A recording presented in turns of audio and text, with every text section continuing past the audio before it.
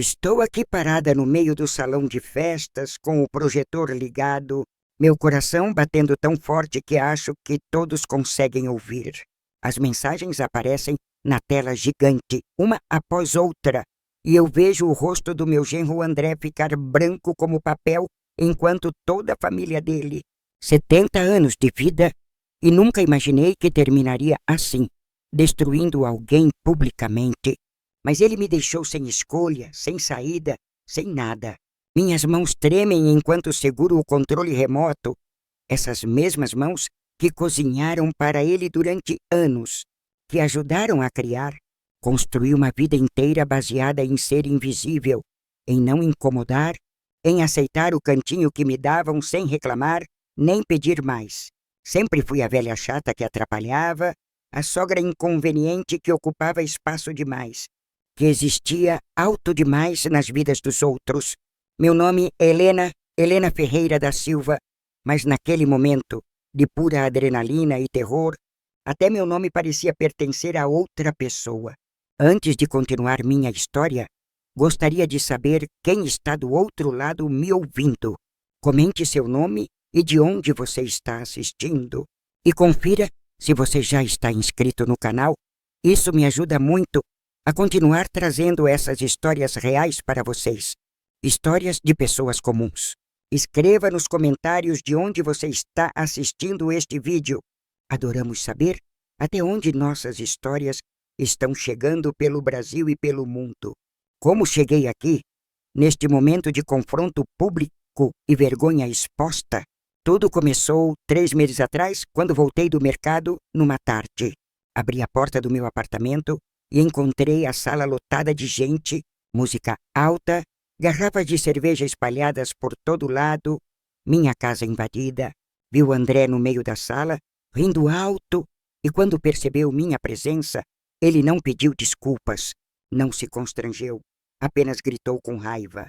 Ele berrou que eu era uma velha chata que estragava tudo, que não podia nem fazer uma festinha tranquila, porque a sogra sempre aparecia para atrapalhar.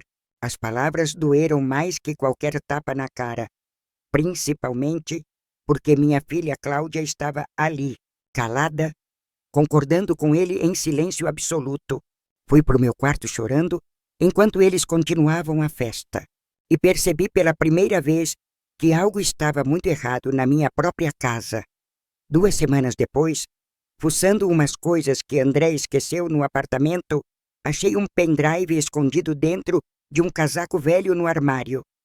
E foi assim que acabei aqui, nesta festa de bodas de ouro dos pais dele, prestes a explodir a bomba que vai destruir tudo. O salão está decorado com flores brancas e douradas. Mais de 100 pessoas vestidas elegantemente, todos esperando o discurso emocionado do genro. André está no palco, microfone na mão, sorriso falso colado na cara, prestes a falar sobre família, amor e união quando projeta a primeira mensagem. Meu coração acelera tanto que sinto que vou desmaiar, mas continuo firme, porque essa é minha única chance de justiça depois de tanto sofrimento. A primeira mensagem aparece enorme na tela. Conversa entre André e um corretor de imóveis sobre vender meu apartamento sem eu saber de nada. Vejo ele congelar no palco, o microfone quase caindo da mão, tentando processar o que está acontecendo, enquanto todos na festa olham confusos. Projeto a segunda mensagem, onde ele fala sobre dopar minha comida com remédios para eu assinar os papéis da venda sem nem saber o que estava fazendo.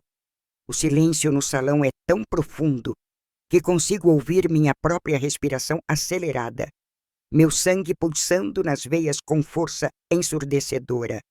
Mas deixa eu voltar um pouco mais no tempo, porque você precisa entender direito como descobri tudo isso e como cheguei a este ponto de ruptura. Naquela tarde em que achei o pendrive, 3 meses atrás eu estava simplesmente procurando uma blusa que André tinha pegado emprestada para lavar. Toquei no bolso interno do casaco dele e senti algo pequeno e duro. Puxei e era um pendrive vermelho sem nenhuma identificação na superfície. Minha curiosidade falou mais alto. Levei para o meu notebook velho que uso para ver receitas na internet e conectei sem imaginar o inferno que abriria. Tinha uma pasta chamada Plano H. E quando abri, vi dezenas de conversas em PDF entre André e várias pessoas diferentes sobre mim e meu patrimônio. Li cada palavra com o coração apertado, cada frase era uma facada nova, cada plano detalhado era mais uma camada de traição que me sufocava. Eles planejavam há meses me fazer assinar uma procuração, dando poderes totais para o André, depois vender tudo e sumir com o dinheiro das aplicações. O apartamento onde moro há 40 anos, que comprei com suor do meu trabalho como costureira, seria vendido e eu seria jogada num asilo barato. As aplicações que juntei centavo por centavo durante décadas inteiras, meu colchão de segurança, seriam transferidas e desapareceriam sem deixar rastro. Mas o que realmente me destruiu por dentro foi descobrir nas mensagens que André sabia de um segredo que nem minha filha conhecia sobre ele. Ele escreveu para o corretor que tinha certeza absoluta que herdaria tudo, porque, na verdade, ele não era neto do meu falecido marido, como todos pensavam. Disse que sua mãe, antes de casar com o pai dele, teve um caso comigo quando eu era jovem e tinha 20 e poucos anos de idade. Explicou que por isso ele tinha direitos sobre minha herança, que era praticamente meu filho biológico, mesmo que ninguém soubesse dessa verdade enterrada. Meu mundo desabou completamente naquele momento, porque aquilo era verdade, e eu nunca, jamais na vida, contei isso para ninguém, nem para o meu marido. Quando tinha 23 anos, tive um relacionamento breve com o pai do André, antes de conhecer meu marido, e dele nasceu a mãe do André. Entreguei a criança para adoção imediatamente, não tinha condições de criar sozinha, naquela época difícil, e nunca mais falei sobre isso com ninguém. 50 anos depois, por uma ironia cruel do destino, minha filha Cláudia conheceu e casou com o André sem saber que ele era meu neto biológico. Eu reconheci traços dele assim que o conheci, mas nunca disse nada. Guardei esse segredo como guardei tantos outros durante toda a minha vida.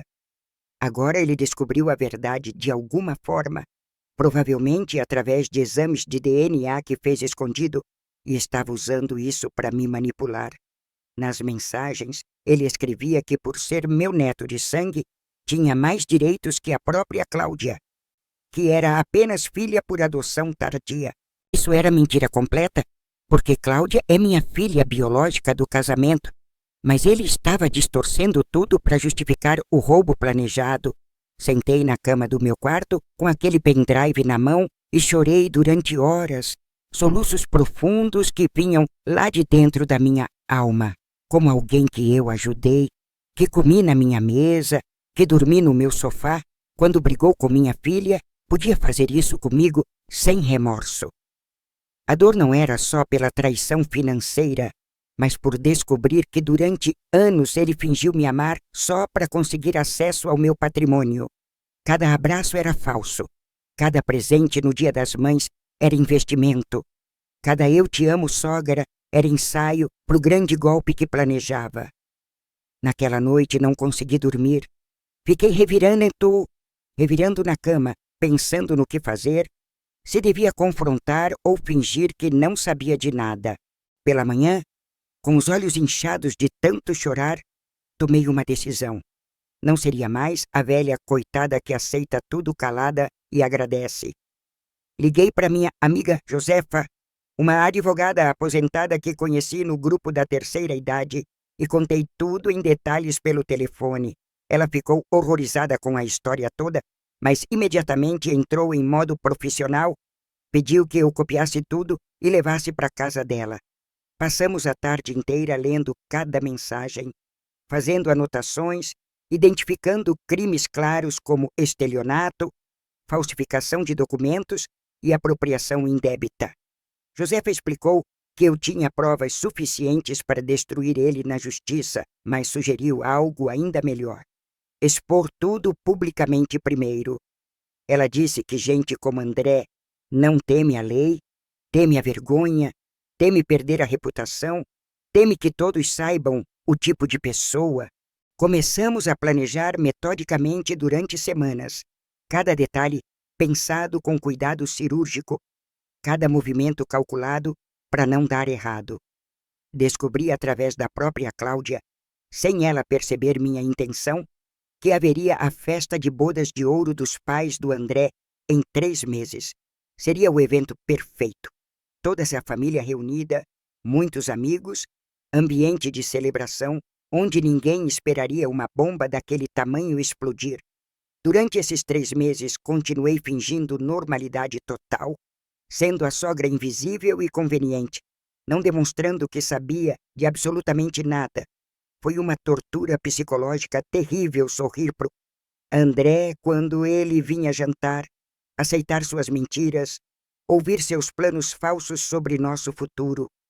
Ele me contava que queria me ajudar a vender o apartamento para eu comprar algo menor e mais prático, como se fosse preocupação genuína.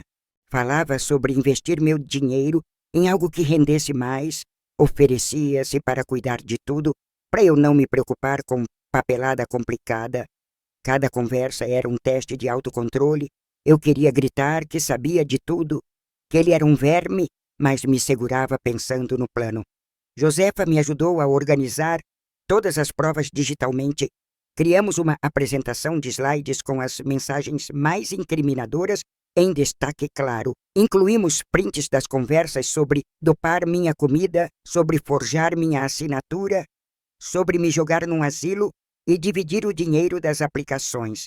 Colocamos também a parte onde ele revelava saber da paternidade biológica e como planejava usar isso para alegar direitos maiores sobre herança.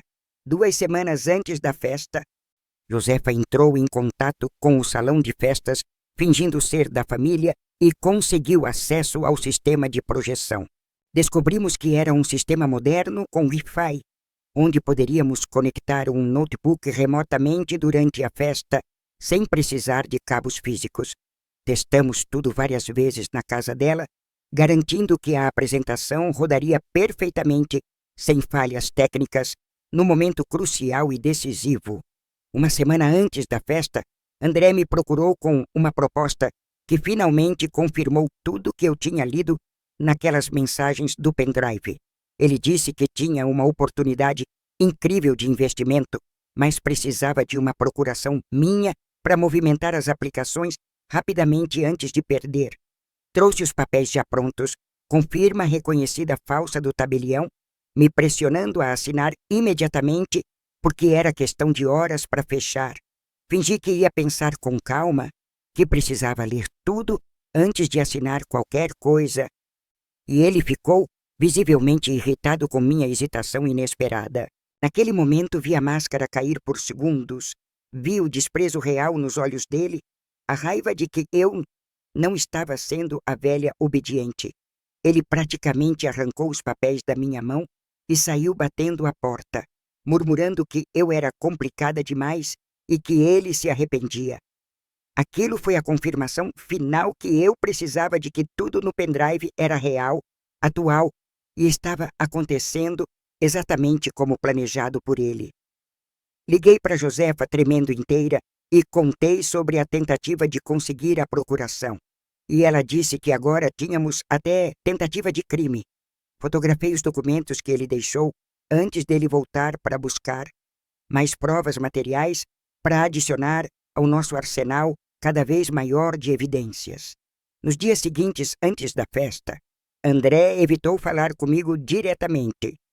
Claramente irritado que seu plano tinha sofrido um obstáculo comigo, ouvi ele discutindo com Cláudia no quarto deles, dizendo que eu estava difícil, que precisavam arranjar outra forma de conseguir o controle do patrimônio. Minha filha, minha própria filha, que eu carreguei no ventre, que amamentei, que criei com tanto amor, concordava com tudo que ele dizia. Ela falava que eu estava velha demais para cuidar de dinheiro, que era melhor eles administrarem antes que eu fizesse alguma besteira e perdesse. Aquilo doeu mais que qualquer traição do André, porque dele Eu já esperava o pior, mas da minha filha ainda tinha esperança de amor. Percebi naquele momento que Cláudia não era vítima dele, era cúmplice ativa, participante consciente de todo o plano de me roubar e me abandonar. Talvez ela sempre foi assim, e eu nunca quis ver. Sempre justifiquei seus defeitos, sempre perdoei suas falhas, achando que era só fase. A verdade dura é que criei uma filha egoísta que via a própria mãe como obstáculo financeiro, como cofre velho que precisava ser arrombado. Chorei sozinha no banheiro enquanto ouvia eles planejando minha destruição no quarto ao lado, mordendo a toalha para não fazerem barulho demais. A dor daqueles dias foi indescritível. Era uma mistura de raiva, tristeza, decepção e, principalmente, solidão profunda de não ter ninguém do meu lado. Josefa era minha única aliada verdadeira, a única pessoa que se importava de verdade com meu bem-estar e não com o tamanho da minha conta. Chegou finalmente o dia da festa. Um sábado ensolarado de novembro, céu azul sem nuvens, temperatura agradável, dia perfeito para celebração familiar. Me arrumei com cuidado especial, coloquei meu vestido azul marinho mais elegante, passei batom vermelho, prendi o cabelo num coque impecável e firme. Queria estar apresentável para o meu momento de justiça. Queria que vissem que eu não era a velha desleixada e acabada que eles imaginavam. Josefa me buscou em casa 1 hora antes, levando o notebook já configurado com a apresentação pronta, testado e retestado obsessivamente várias vezes. Chegamos ao salão antes de quase todos os convidados. Nos misturamos discretamente. Ela conectou o notebook ao Wi-Fi do sistema de projeção sem ninguém notar. O salão estava lindo realmente. Decoração cara com flores importadas, mesa de doce gigante, open bar completo, tudo pago com dinheiro dos pais. Aos poucos os convidados foram chegando, cumprimentando os noivos de ouro, tirando fotos, enchendo o espaço de conversas animadas e risadas falsas. André chegou com Cláudia, ambos vestidos como se fossem os donos da festa. Ele de terno cinza claro, ela de vestido longo verde esmeralda. Eles me viram no canto da sala, mas apenas acenaram de longe, sem vir cumprimentar, sem perguntar se eu estava bem ou precisava de algo. Para eles eu era apenas mobília, uma presença necessária, mas inconveniente, que tinha que ser tolerada por questões de aparência e boas maneiras sociais. Senti a raiva ferver nas minhas veias, vendo ele circular pela festa rindo, abraçando pessoas, fazendo charme, sendo o genro perfeito e adorável para todos. Ninguém ali fazia ideia do monstro que ele era de verdade, do golpista sem caráter que planejava roubar e abandonar a sogra idosa na miséria. Às 8 da noite começou o jantar, todos sentados nas mesas decoradas, garçom servindo entrada sofisticada enquanto música suave tocava ao fundo. Eu mal conseguia comer, meu estômago revirado de nervoso, minhas mãos suando frio, meu coração batendo num ritmo alucinante e descompassado de puro nervosismo. Josefa, sentada ao meu lado, segurava minha mão por baixo da mesa, transmitindo força silenciosa, lembrando-me que eu estava fazendo a coisa certa. Após o jantar, chegou o momento dos discursos. Primeiro, os pais de André, falando sobre os 50 anos de casamento e superação de dificuldades. Depois foi a vez de André subir no palquinho montado especialmente para isso. Microfone na mão, sorriso ensaiado colado na cara de forma artificial. Ele começou falando sobre família, sobre como os pais eram exemplo de amor verdadeiro, sobre valores que aprendeu e queria passar para os filhos. Falou sobre respeito aos mais velhos, sobre cuidar de quem a gente ama, sobre honestidade e caráter sendo as bases de qualquer relacionação saudável. Cada palavra era uma piada de mau gosto, considerando o que eu sabia, considerando os planos dele, considerando quem ele realmente era por baixo. Foi nesse momento que fiz sinal discreto para Josefa. Ela que apertou o Enter no notebook escondido debaixo da mesa e a primeira imagem apareceu gigante. A tela enorme atrás do palco, que estava passando fotos antigas do casal, de repente mostrou um print de conversa entre André e corretor de imóveis. A mensagem dizia claramente: preciso vender o apartamento da velha o quanto antes. Ela não pode saber de nada até estar tudo assinado e pronto. O salão inteiro ficou em silêncio confuso. As pessoas olhando para a tela, tentando entender o que estava acontecendo. Enquanto André empalideceu no palco, ele tentou continuar falando, mas sua voz falhou, as palavras morreram na garganta, o microfone tremendo visível na mão suada e desesperada dele. A próxima imagem apareceu. Mensagem onde ele explicava para o corretor sobre dropar minha comida com remédios para eu assinar documentos sem consciência plena. Ouvi as primeiras exclamações chocadas vindo das mesas, pessoas começando a processar o que estavam vendo, a natureza horrível daquelas palavras na tela. Terceira imagem. Ele falando sobre falsificar minha assinatura caso o plano das drogas não funcionasse. Já tinha até conseguido o modelo da minha letra. André largou o microfone que caiu no chão com um ruído alto e agudo, tentou correr para o notebook, mas não sabia onde estava exatamente. A quarta imagem foi a mais devastadora. Ele revelando a história da paternidade biológica, dizendo que por isso tinha mais direito à herança. Escrevia para o corretor que era praticamente meu filho de sangue, que Cláudia era apenas filha adotiva tardia, que não merecia nada do meu patrimônio. Isso era mentira descarada. Cláudia é minha filha biológica, mas ele estava disposto a destruir até ela para ficar com tudo só dele sem dividir. Vi Cláudia se levantar da mesa, rosto vermelho de vergonha e raiva, olhando ora para a tela, ora para o marido sem entender completamente o que estava acontecendo. Os pais de André estavam paralisados na mesa principal, bocas abertas em choque absoluto, incapazes de processar que o filho fizera algo tão horrível. Coloquei mais imagens. Conversas sobre me jogar num asilo público barato, depois de vender tudo, cálculos detalhados de quanto conseguiriam com venda completa. Tinha até lista de asilos pesquisados, com preços mensais, comentários dele dizendo: qualquer um serve, ela nem vai perceber onde está mesmo idosa. O salão explodiu em conversas altas, pessoas se levantando, apontando para o André, alguns chegando perto dele para confrontar, outros filmando tudo com celular. Escutei alguém gritar que ele era um monstro. Outra pessoa chamando de ladrão sem vergonha.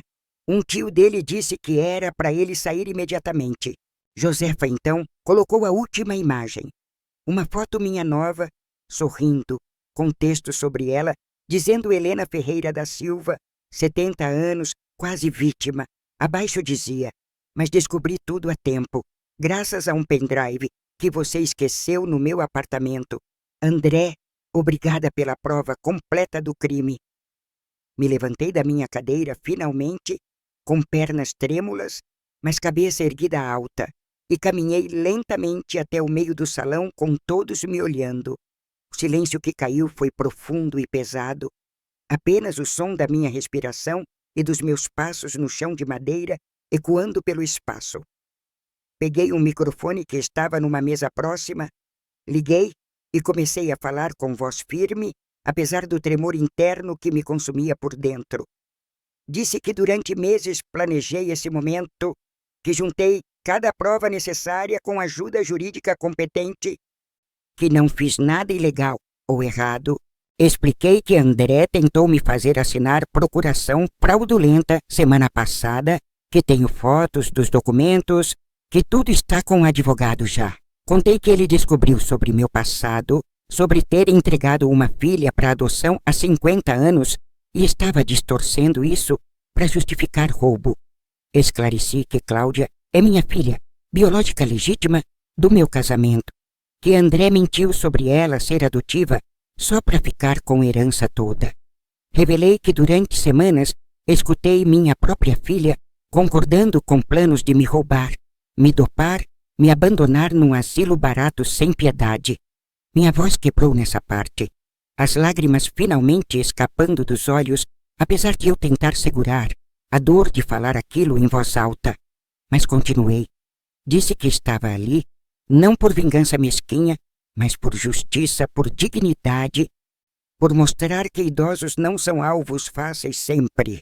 Expliquei que já havia dado entrada em processo judicial contra André por tentativa de estelionato, falsificação ideológica e apropriação indébita de incapaz tentada, que todas as provas estavam com meu advogado, que o pendrive original estava em cofre de banco, que tinha cópias certificadas em cartório também, que mudei meu testamento completamente, deixando tudo para instituições de caridade e para Josefa, minha amiga verdadeira, nada para Cláudia ou André, que estava entrando com pedido de divórcio em nome da minha filha, por justa causa, baseado nas provas de crime que ele cometeu contra mim. O salão estava completamente silencioso agora, 100 pessoas ouvindo cada palavra que eu dizia, testemunhando minha dor exposta, mas também minha força recuperada. Vi André tentar sair pela porta dos fundos, mas 2 primos dele bloquearam o caminho. Disseram que ele ia ficar e ouvir tudo até o final. Cláudia estava chorando na mesa, mãos no rosto, ombros tremendo, mas não senti pena nenhuma dela, porque ela escolheu o lado dele contra mim. Ela teve meses para me defender, para questionar os planos, para me avisar, mas preferiu concordar, participar, se beneficiar do roubo planejado da própria mãe.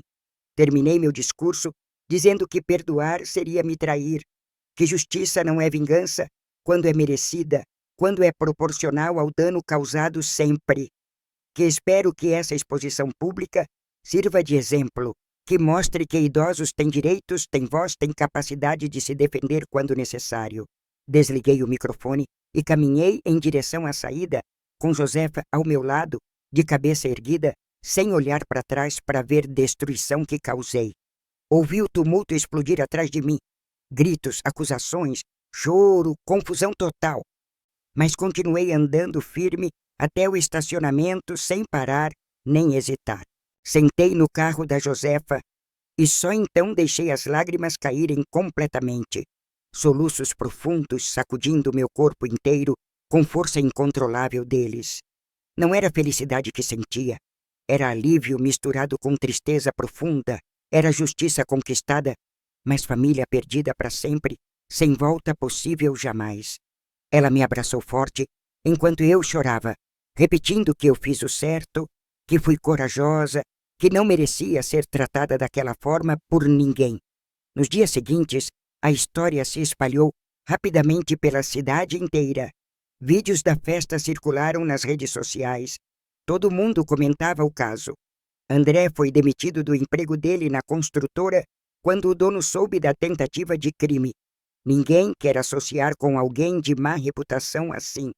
Cláudia me ligou chorando pedindo perdão, dizendo que foi influenciada por ele, mas não atendi nenhuma das ligações dela, nem respondi mensagens enviadas. O processo judicial seguiu seu curso normal. Meu advogado disse que temos caso ganho fácil com todas as provas materiais digitais que conseguimos juntar. André vai responder por todos os crimes, provavelmente pegar pena leve, mas ter ficha criminal, nunca mais conseguir trabalho decente ou crédito no banco. A família dele me procurou pedindo desculpas, dizendo que não sabiam de nada, que estão envergonhados e cortaram relações com ele completamente. Os pais dele choraram ao telefone comigo, disseram que falharam na educação do filho, que vão me ajudar financeiramente se eu precisar de algo. Agradeci, mas recusei. Não preciso de ajuda financeira de ninguém. Minhas aplicações estão seguras e meu apartamento continua sendo só meu sempre. Mudei todas as fechaduras da casa, instalei câmeras de segurança, dei procuração apenas para Josefa em caso de emergência médica futura se necessário. Passei semanas apenas processando tudo o que aconteceu, a traição, a exposição, a ruptura familiar completa e irreversível que eu mesma causei por necessidade. Teve noites que questionei se fiz certo, se deveria ter confrontado em particular, mas sempre chegava na mesma conclusão que não havia alternativa. Ele não ia parar, não ia desistir, ia continuar tentando me roubar de formas cada vez mais criativas até conseguir, até me destruir completamente e totalmente. A exposição pública foi necessária não só para me proteger, mas para alertar outros idosos, outras famílias, sobre esse tipo de crime silencioso comum.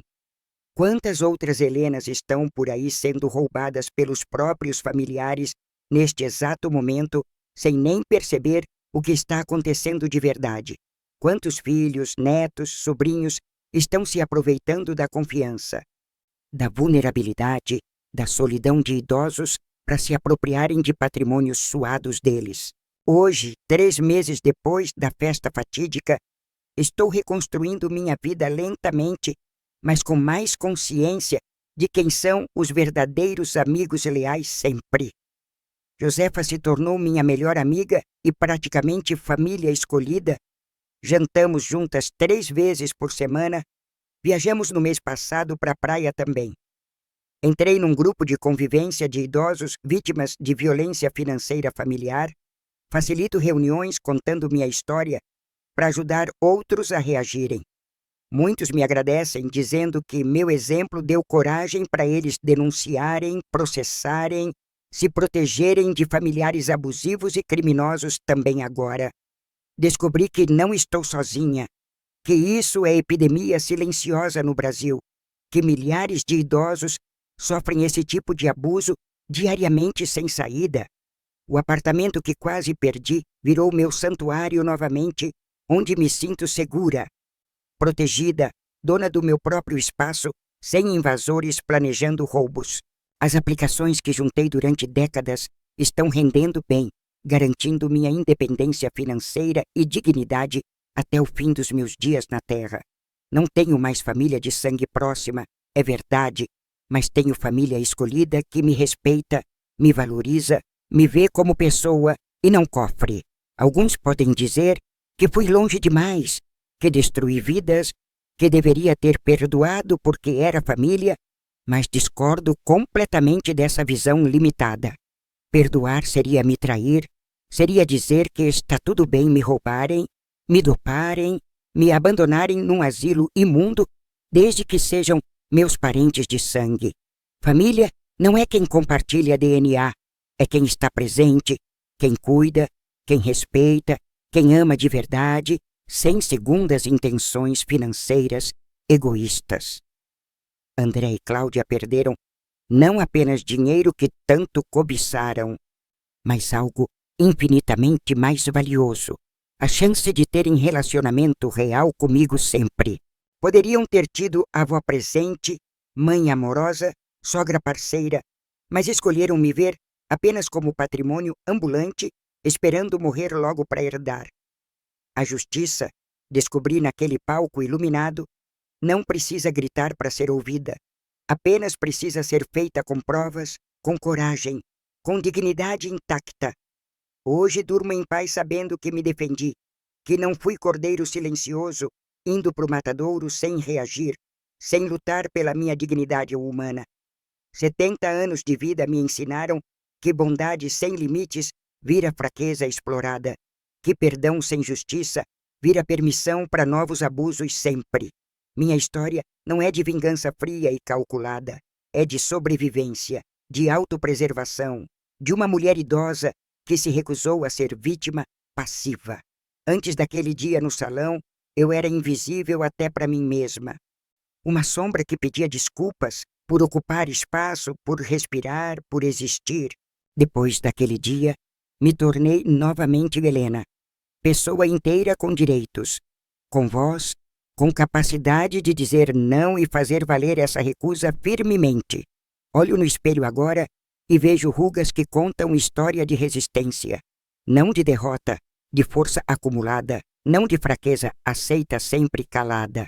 Cada fio branco do meu cabelo é medalha de batalha sobrevivida.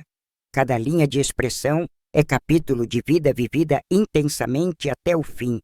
Não me arrependo de nada, nem da exposição pública, nem da ruptura familiar, nem da dureza necessária para me proteger de predadores domésticos. Se pudesse voltar no tempo, faria tudo igual, talvez até mais cedo, sem esperar tanto tempo sofrendo em silêncio, tentando entender o incompreensível deles.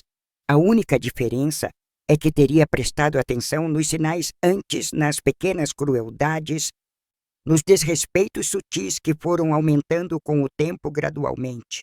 André sempre foi grosso comigo, mas eu justificava dizendo que ele era estressado, que trabalhava muito, que não era pessoal contra mim especificamente sempre.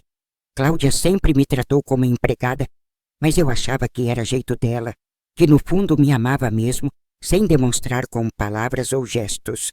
A verdade que me recusei a ver durante anos era que eles me mostravam exatamente quem eram, mas eu não queria acreditar na realidade cruel. Acreditamos no que queremos acreditar sobre as pessoas que amamos, criamos versões fictícias delas que sejam mais confortáveis que a verdade nua e crua. Eu criara na minha cabeça um André que era bom no fundo, uma Cláudia que me amava apesar de tudo, uma família que se importava de verdade. Mas aquelas pessoas nunca existiram realmente. Eram projeções minhas, fantasias que mantive vivas para não enfrentar solidão e rejeição que sempre estiveram ali. O pendrive foi bênção disfarçada. Doeu descobrir, mas me salvou de destino muito pior, de velhice miserável num asilo, esperando morte solitária e triste. Imaginem se não tivesse achado aquelas provas, se André tivesse conseguido me dopar e fazer assinar os papéis sem eu perceber o golpe brutal. Eu acordaria um dia sem apartamento, sem dinheiro, sem nada, jogada num lugar imundo, sem saber como tinha chegado ali, nem para onde ir. Essa é a realidade de milhares de idosos brasileiros neste momento, acordando tarde demais para a própria destruição financeira e emocional causada por família. Por isso não me calo. Por isso conto minha história publicamente em grupos. Por isso aceito dar entrevistas para jornais locais sobre abuso financeiro.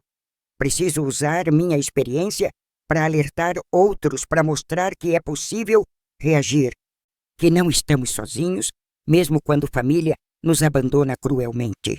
Tem uma rede de apoio crescente de profissionais, advogados, assistentes sociais, psicólogos especializados em proteger idosos de abusos familiares, diversos também. A lei brasileira protege idosos, sim. Existem delegacias especializadas, promotorias dedicadas, mas muitos não sabem disso, nem como acessar esses recursos disponíveis.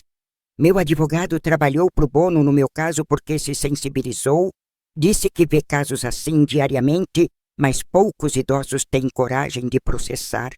O medo de ficar sozinho, de perder família, mesmo que essa família seja tóxica e abusiva, paralisa muitas vítimas que preferem aguentar a reagir.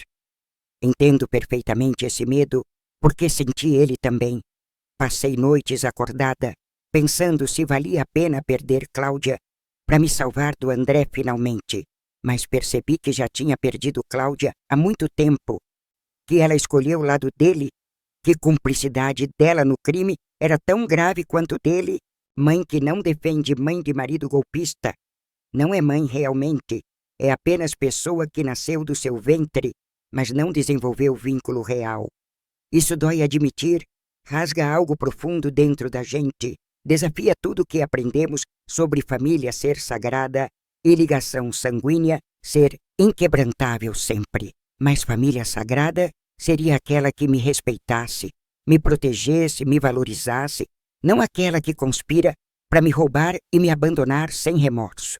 Sangue compartilhado não dá direito de abusar, explorar, maltratar, muito menos de cometer crimes, achando que amor maternal incondicional vai encobrir tudo sempre. Cortar Cláudia da minha vida foi ato de amor próprio, de respeito por mim mesma, de estabelecer limites que deveria ter estabelecido décadas atrás. Ela me liga ainda semanalmente, deixa mensagens chorosas pedindo perdão, dizendo que estava confusa, que André manipulou ela, que me ama de verdade agora. Mas não atendo, não respondo, não dou chance para manipulação emocional nova que pode ser só estratégia para recuperar acesso ao patrimônio que perderam. Talvez ela seja sincera no arrependimento, talvez realmente percebeu erro grotesco que cometeu, mas não tenho obrigação de perdoar nem dar segunda chance. Perdão não é obrigatório mesmo quando sincero. Não somos obrigados a reatar com quem nos machucou profundamente só porque pedem desculpas depois tarde. Às vezes, o dano é grande demais, a confiança quebrada demais, a ferida funda demais para cicatrizar, permitindo reaproximação segura sem medo de novo ataque. Prefiro viver em paz sozinha que em conflito constante, tentando reconstruir algo que nunca foi sólido desde o início, que sempre foi frágil e condicional demais. Minha rotina agora é previsível e tranquila. Acordo às 7 da manhã. Faço café forte e pão na chapa. Assisto o jornal enquanto como devagar. Saio para caminhar no parque, perto de casa 3 vezes por semana. Converso com outros idosos. Faço amizades baseadas em genuíno interesse mútuo e respeito. Almoço geralmente com Josefa ou com novas amigas do grupo de convivência. Dividimos receitas, histórias, risadas, apoio emocional sem segundas intenções egoístas. À tarde leio muito. Redescobri prazer de me perder em romances e biografias, algo que não fazia há anos por estar sempre tensa em casa. Faço aulas de pintura em aquarela às terças e quintas. Descobri talento que não sabia que tinha. Já vendi 3 quadros em exposição local, inclusive. Viajo quando tenho vontade. Fui para Minas Gerais mês passado conhecer cidades históricas. Vou para o Nordeste em janeiro ver praia e comer tapioca fresca. Tenho dinheiro para isso porque protegi meu patrimônio, porque não deixei ser roubada, porque tive coragem de me defender quando ainda era tempo. Se tivesse ficado quieta, se tivesse perdoado, se tivesse aceitado abuso como destino inevitável, estaria agora num asilo imundo sem perspectiva nenhuma. Essa diferença entre os 2 futuros possíveis me mostra diariamente que fiz escolha certa, que coragem temporária valeu paz permanente que conquistei depois. Claro que machuca não ter família tradicional, não ter filha para ligar, neta para visitar, genro para ajudar com coisas pesadas em casa, mas machucava muito mais ter família falsa que fingia gostar de mim enquanto planejava minha ruína financeira e emocional pelas costas sem piedade alguma. Solidão honesta é menos dolorosa que companhia mentirosa. Silêncio escolhido é menos sofrido que conversas falsas carregadas de manipulação velada e interesses. Construir família escolhida aos 70 anos, provando que nunca é tarde para recomeçar, para estabelecer vínculos verdadeiros baseados em respeito mútuo genuíno sempre. Josefa é irmã que nunca tive, as amigas do grupo são primas que gostaria de ter tido, o pessoal do parque é comunidade acolhedora inexistente antes. Esses vínculos são mais fortes que os sanguíneos, eram porque são voluntários, escolhidos, cultivados com cuidado consciente, não automáticos, por biologia e impostos. Ainda sinto falta da Cláudia de vez em quando, não da Cláudia real, que me traiu, mas da que imaginei ter tido quando criança e adolescente. Lembro dela pequenina, pedindo colo, chamando mamãe com vozinha fina, sorrindo para mim como se eu fosse pessoa mais importante do universo inteiro dela. Em que momento aquela menina se transformou na mulher que concordou em me dopar e roubar? Não sei. Talvez nunca saiba realmente as razões profundas.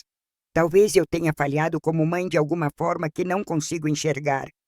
Talvez ela tenha traumas que não percebi. Talvez seja simplesmente má. Parei de me culpar pelas escolhas dela. Cada adulto é responsável pelas próprias decisões morais. Não posso carregar culpa de crimes que ela cometeu.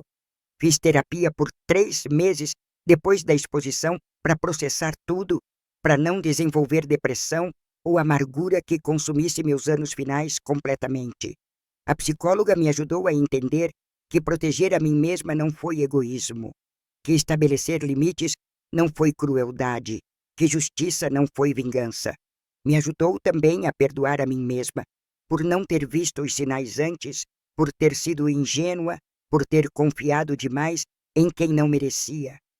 Hoje aceito que fui vítima sim, mas não sou mais, que fui enganada, mas aprendi, que fui machucada, mas cicatrizei mais forte que antes. Minha história está longe de ser única, infelizmente. Converso com dezenas de idosos que passaram por variações do mesmo pesadelo familiar que vivi. Uma senhora perdeu casa para o filho que forjou procuração enquanto ela estava internada. Descobriu tarde demais quando teve alta e não tinha para onde ir. Outro senhor foi convencido a vender tudo e dar dinheiro para as filhas investirem. Elas sumiram com tudo e mudaram de cidade sem deixar contato. Uma viúva descobriu que sobrinho que cuidava dela estava desviando a aposentadoria há anos. Acumulou dívida enorme em nome dela que nem sabia existir. As histórias são terríveis e repetitivas. Sempre família aproveitando de confiança e vulnerabilidade para explorar financeiramente quem deveria proteger e amar. O padrão é sempre similar. Se aproximam quando o idoso tem patrimônio, oferecem ajuda excessiva, isolam de outros parentes e amigos, começam a controlar finanças. Aos poucos vão transferindo bens, esvaziando contas, vendendo propriedades, sempre com desculpas sobre investimentos melhores, simplicidade, praticidade e segurança falsa. Quando o idoso percebe, geralmente já é tarde.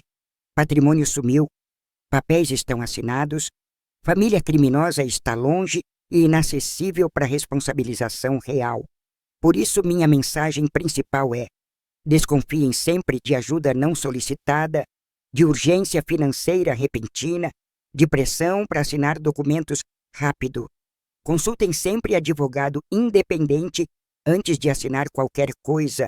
Não importa quem esteja pedindo, mesmo que seja filho querido ou neto amado demais. Mantenham pelo menos uma pessoa de confiança fora da família sabendo de suas finanças. Alguém que possa alertar se perceber movimentações estranhas ou suspeitas.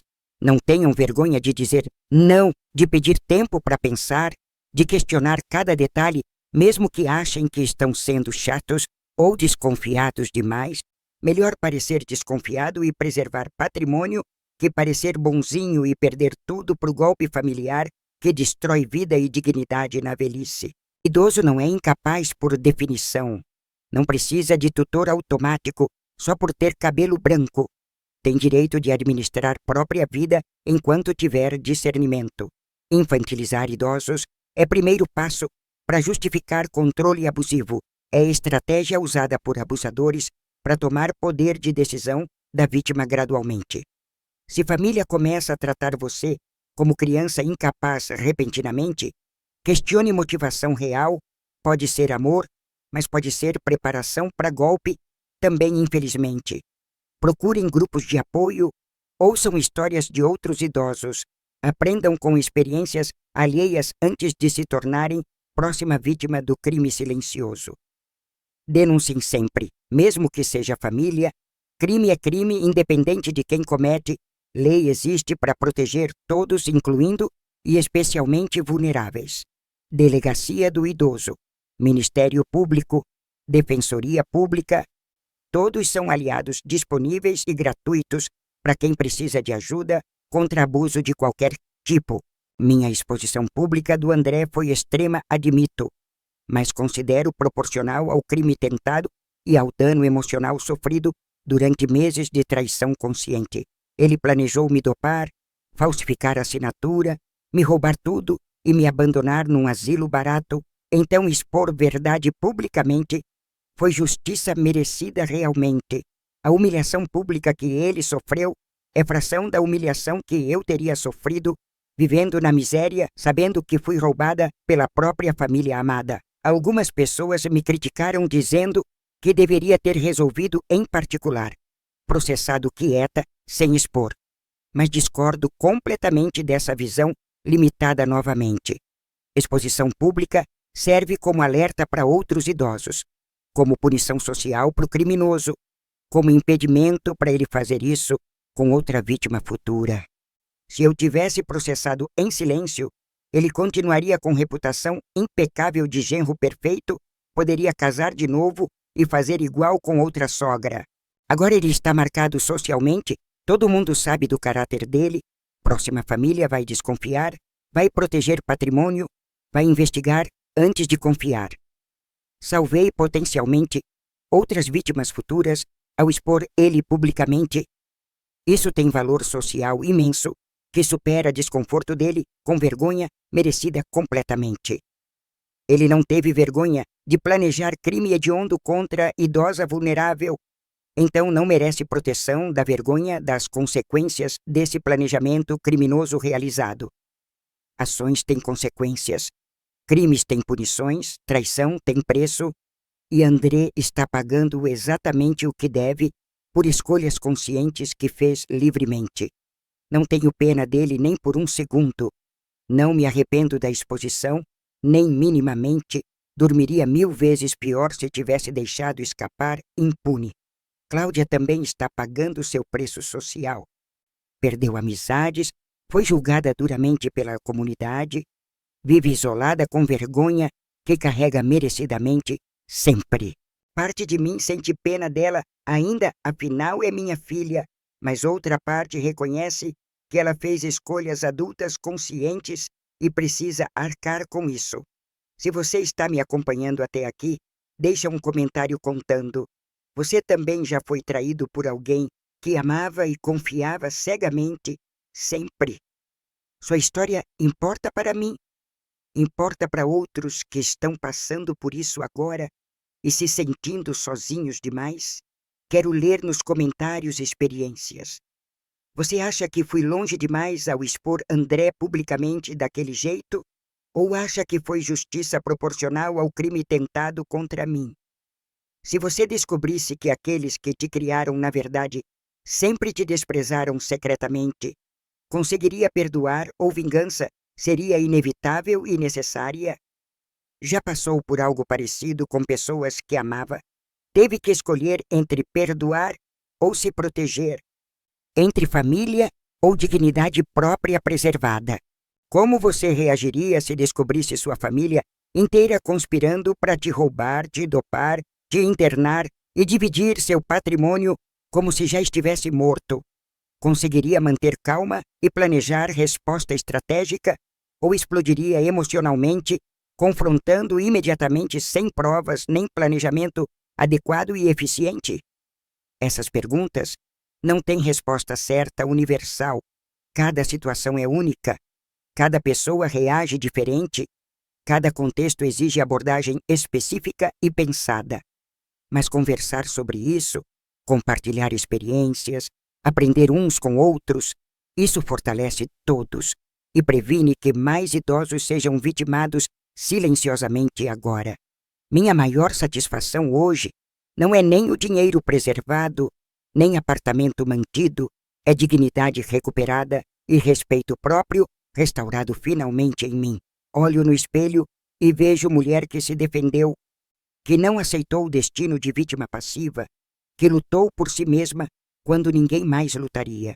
Essa imagem vale mais que qualquer patrimônio material. É legado que quero deixar. Nunca é tarde para se defender, para dizer basta, para exigir respeito. Não importa se tem 70, ou 80, ou 90 anos, não importa se está sozinho ou cercado de família falsa. Sempre é possível reagir ainda. Basta um momento de coragem, um pedido de ajuda certo, um passo na direção da justiça, mesmo que esse passo pareça impossível no começo, assustador. Josefa foi meu anjo da guarda humano. Me estendeu mão sem pedir nada em troca, me ajudou por solidariedade genuína e não por interesse material. Pessoas assim existem felizmente. Basta estar aberto para encontrar, basta pedir ajuda quando precisar, basta aceitar que sozinho é muito mais difícil. Hoje vivo cercada de pessoas que escolheram estar comigo, que gostam de mim pelo que sou, que valorizam minha presença sem calcular meu saldo bancário. É libertador não ter que desconfiar de cada gesto de carinho, questionando se tem interesse escondido, se é estratégia para conseguir algo material depois. Com Josefa e minhas novas amigas, posso ser vulnerável sem medo. Posso pedir ajuda sem parecer fraca. Posso confiar sem medo de ser traída novamente. Reconstruir confiança depois de traição familiar profunda foi processo longo e doloroso.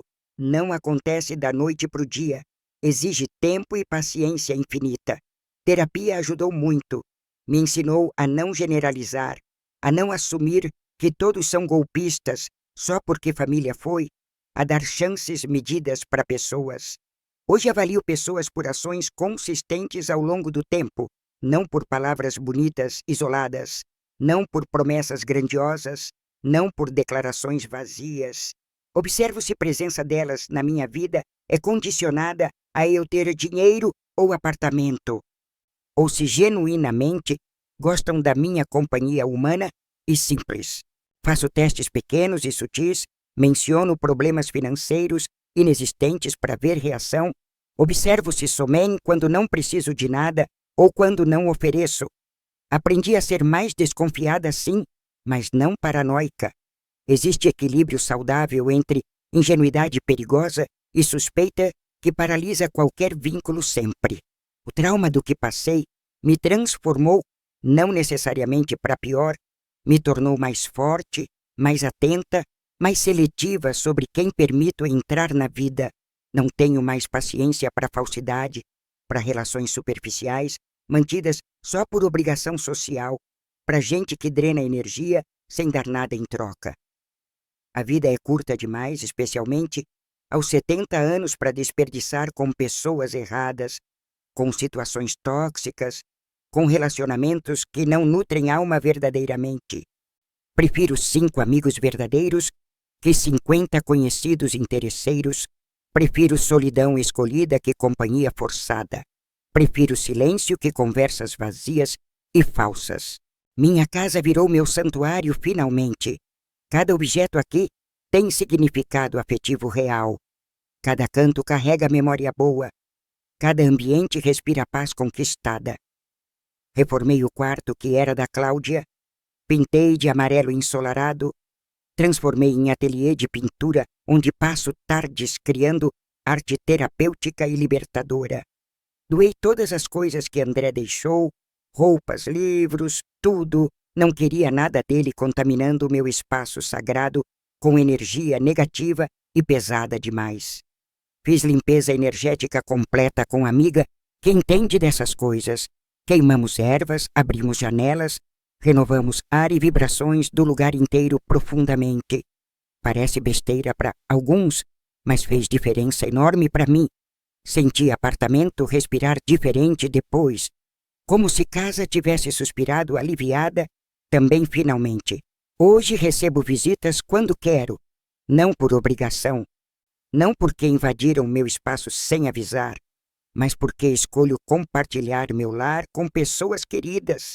Faço jantares para Josefa e amigas, conversamos até tarde, rimos alto, contamos histórias, criamos memórias novas que substituem as ruins do passado gradualmente.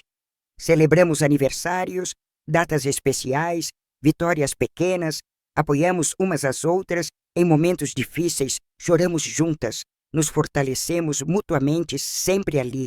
Essa é família de verdade, não aquela que me traiu, não aquela unida só por sangue e sobrenome compartilhado, mas aquela unida por escolha livre. Olhando para trás, vejo que desperdice muitos anos tentando conquistar amor da Cláudia, tentando ser boa o suficiente para o André me respeitar um pouco.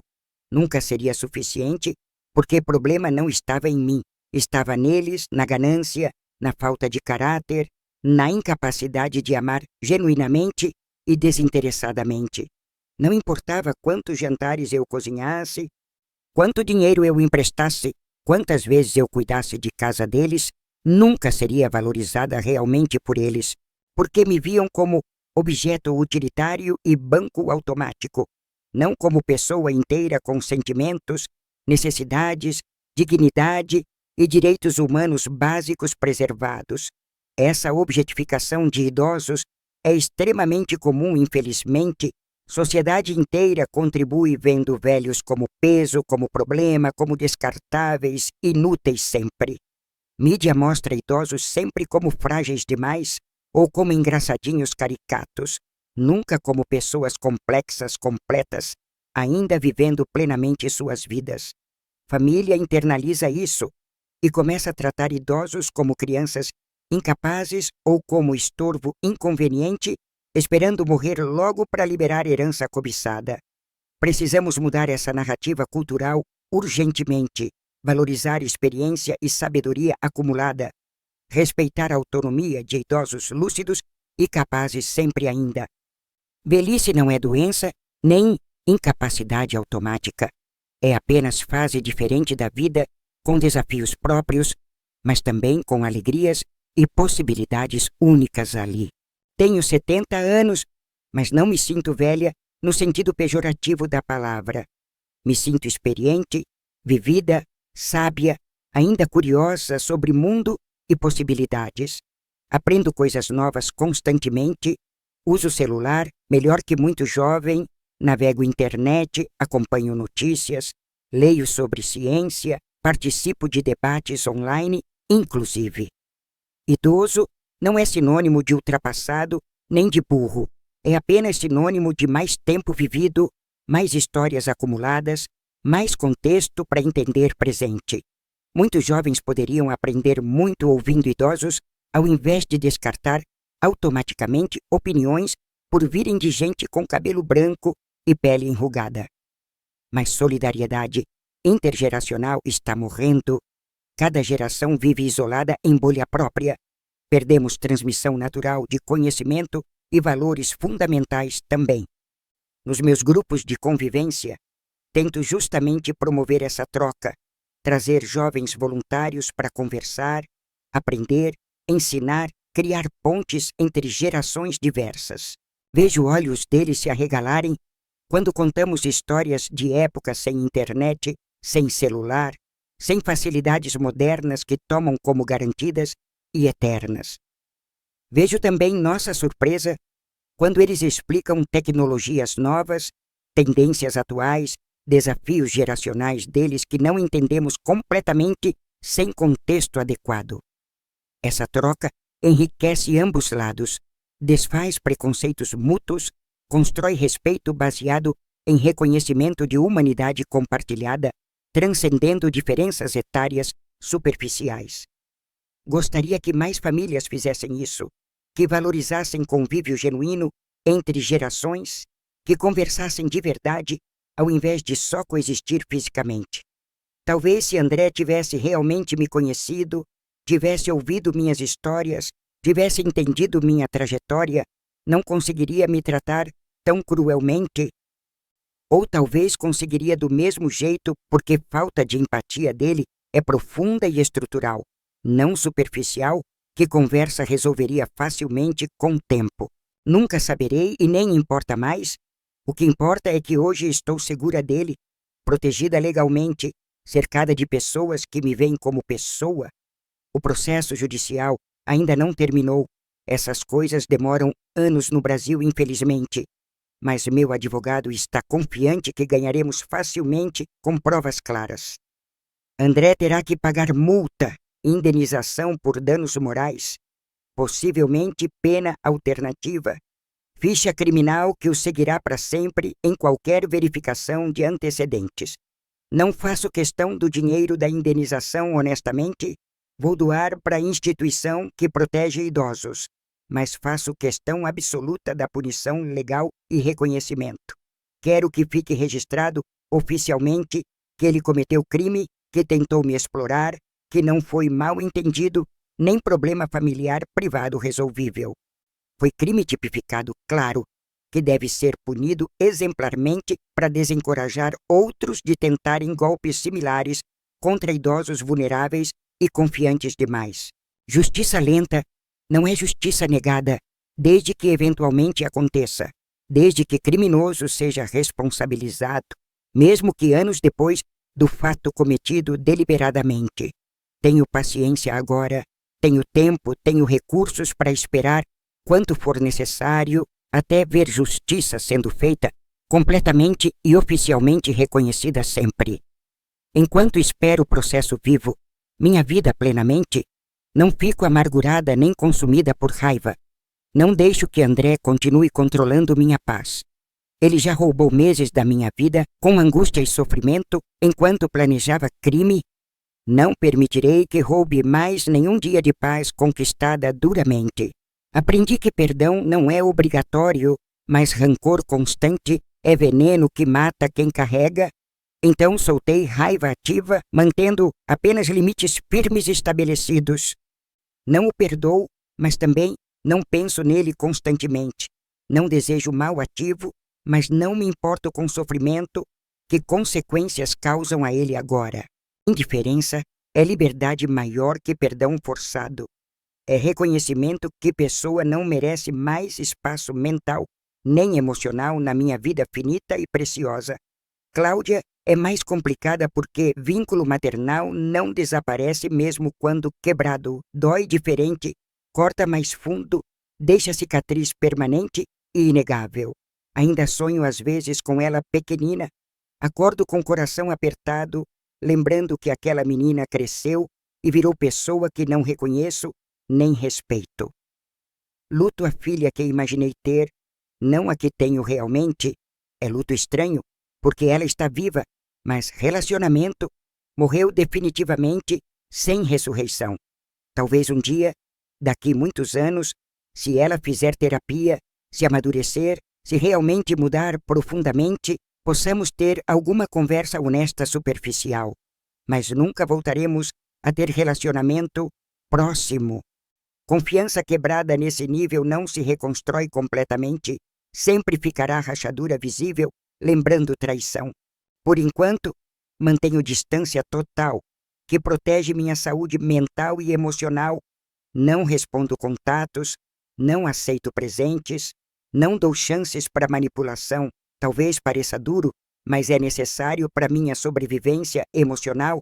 Preciso me proteger porque ninguém mais fará isso por mim neste mundo complexo. Autopreservação não é egoísmo, quando a alternativa é se sacrificar para conforto de quem já te machucou demais. É sabedoria de quem aprendeu limites duramente. Obrigada por me ouvir até o final desta história longa e dolorosa, mas também de superação e reconstrução possível, mesmo em idade avançada como minha. Esta foi minha história verdadeira e cada palavra aqui é real. São experiências de pessoa real que passou por situação extrema e encontrou força para reagir. Se esta história tocou você de alguma forma, por favor, se inscreva no canal. Posto histórias reais de superação, vingança e justiça toda semana aqui. E me conta nos comentários suas experiências. Você já viveu algo parecido com traição familiar ou exploração financeira na sua própria vida ou família? O que você teria feito no meu lugar se descobrisse esse plano terrível contra você? Teria tido coragem de expor publicamente ou processado quieta? Acredita que perdão é sempre necessário, independente do tamanho da traição? Ou concorda que alguns atos destroem relacionamento irreparavelmente para sempre? Como você protege seu patrimônio de possíveis golpes familiares? Tem estratégias, documentos, pessoas de confiança fora da família monitorando suas finanças? Conhece outros idosos que passaram por situações similares de abuso familiar?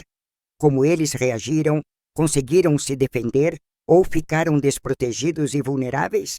Suas respostas me interessam genuinamente, não é só engajamento vazio. Leio cada comentário e respondo quando posso. Suas histórias importam muito para mim. Quantas vezes já ouviu histórias de idosos sendo explorados e pensou que nunca aconteceria com você ou com sua família porque vocês são diferentes? Eu também pensava assim. Achava que minha família me amava de verdade, que sangue protegia contra esse tipo de crueldade, mas realidade provou o contrário. Ninguém está completamente imune a esse tipo de crime silencioso.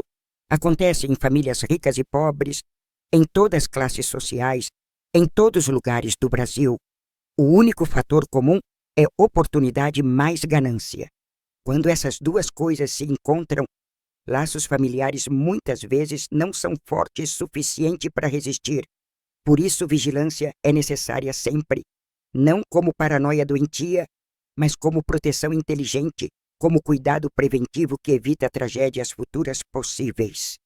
Mantenha seus documentos importantes em lugar seguro, que só você tem acesso. Não compartilhe senhas bancárias com ninguém, mesmo que confie completamente neles. Tenha cópias certificadas de tudo guardadas com pessoa de confiança, fora da família, advogado, amigo próximo, alguém sem interesse financeiro na sua vida. Revise extratos bancários mensalmente, procurando movimentações estranhas. Questione qualquer coisa que não reconhece imediatamente, sem vergonha de parecer desconfiado, chato. Não assine nada sem ler completamente e entender cada cláusula. Não importa quanta pressa te pressionem a ter, documento assinado é difícil reverter depois. Se alguém oferece cuidar do seu dinheiro para você não se preocupar, questione motivação real, porque afinal você cuidou sozinho a vida toda perfeitamente bem.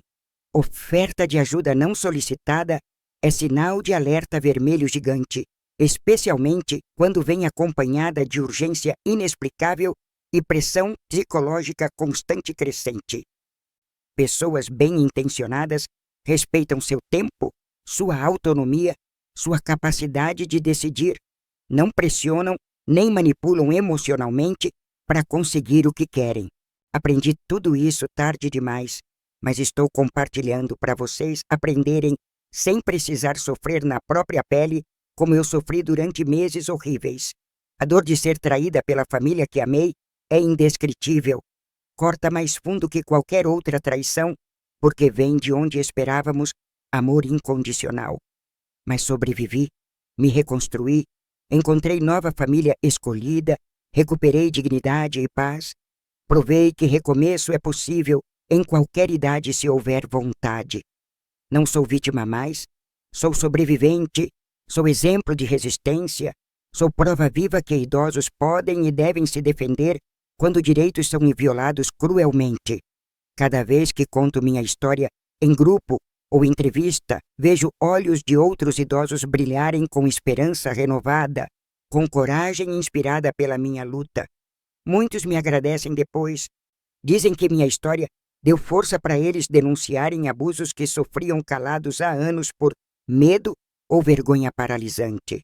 Esse é legado que quero deixar, não patrimônio material, que será doado quando eu partir, mas impacto positivo em vidas de pessoas que ajudei a se libertar. Se minha dor serviu para acordar uma pessoa, para salvar um idoso de destino similar, para encorajar uma denúncia, então valeu cada lágrima derramada. Sofrimento sem sentido é tragédia pura, mas sofrimento transformado em ferramenta de mudança social vira propósito, vira missão, vira algo maior que dor individual. Não escolhi passar por isso, obviamente, mas escolhi o que fazer com experiência depois. Escolhi falar ao invés de me calar envergonhada por ter sido vítima.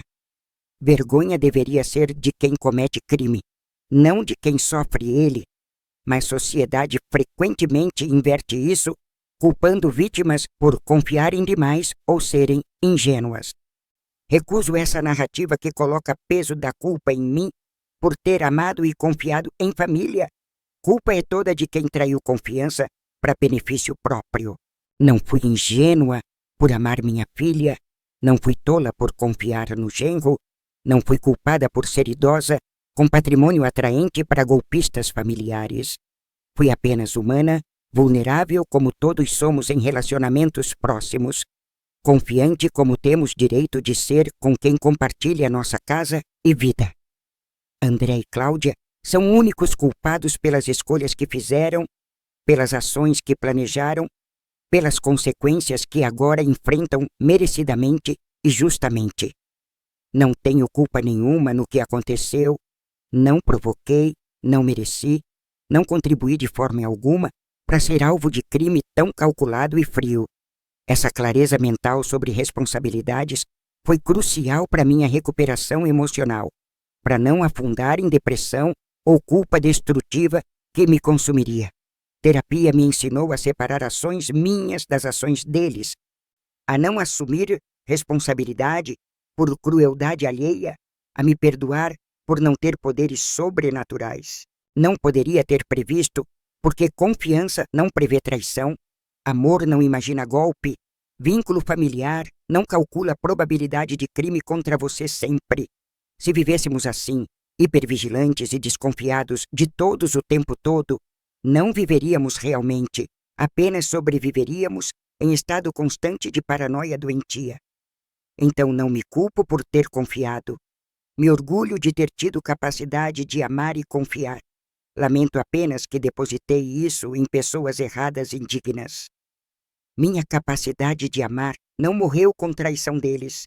Apenas se redirecionou para pessoas que merecem, que retribuem, que valorizam esse amor verdadeiro dado.